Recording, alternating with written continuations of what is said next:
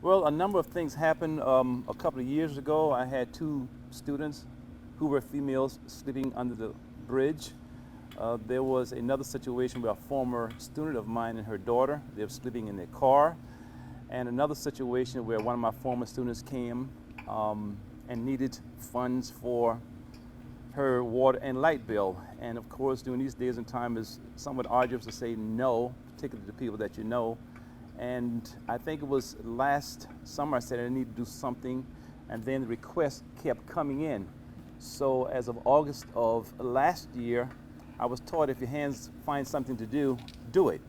So I came to myself and said, perhaps I need to find another job in terms of part-time. So it was this summer, and I put in concretely that I was going to apply for a position. And then obviously we see the district is here, and then also you talking about how has the district as a whole been responding to you taking on another job to help support these students?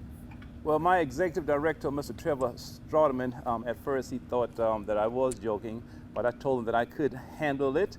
Not to be arrogant, but there was a time in my life that I worked 4 jobs for 9 years.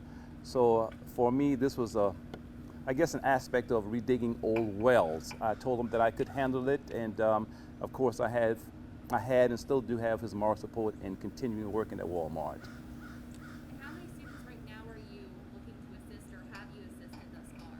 Oh my goodness, there are a number of students and families. We have students in college that are needing funds.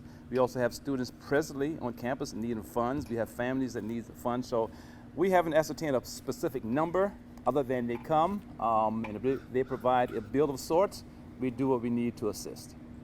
And then last question, I've seen a bunch of GoFundMes that have been raised kind of in your honor, so you don't have to take on this additional job. What do those funds mean to you when they do become presented to you for these students? And then also, will you still continue this third job on top of the additional funds just to kind of keep things rolling? Well, I'm very happy and elated that the funds are coming. It evinces a type of altruism that I hadn't seen in quite some time for the concern of the children in terms of the general population. However, I think I would be doing a disservice to Walmart if I were to quit now, because Walmart actually gave me an opportunity to work that I may help my students, and now that we have dollars, I just wouldn't want to take the money and run. Morally and ethically speaking, it would not be the right thing to do.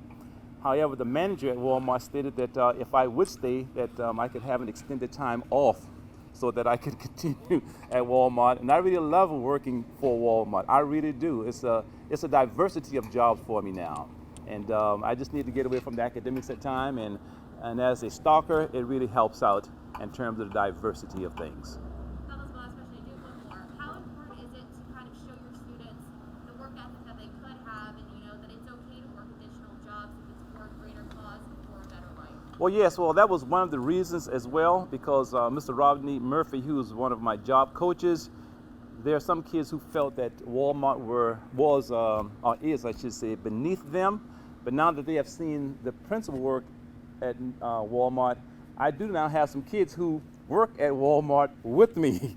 So it's no longer beneath them. So that was a good thing, that they could see that any work that's honest and honorable is okay to do. Is there anything that I haven't asked that you want to kind of add out there or put into the world? I just want to say I'm very appreciative. I did not expect this. I simply wanted to work for Walmart esoterically, with no fanfare, and to use those resources for my students here. But my very first night, someone yelled out, "Hey, Mr. Darby, you work for Walmart. Aren't you the principal?" And it blew me out the water. So at that time, I said, that's it. I'll just do what I need. But I'm very appreciative of what folk have really done. I mean, as an example, there's a young man who came to my office sometime this week and offered $1,000 for 12 months, in addition to giving 10 $5,000 scholarship to my students here.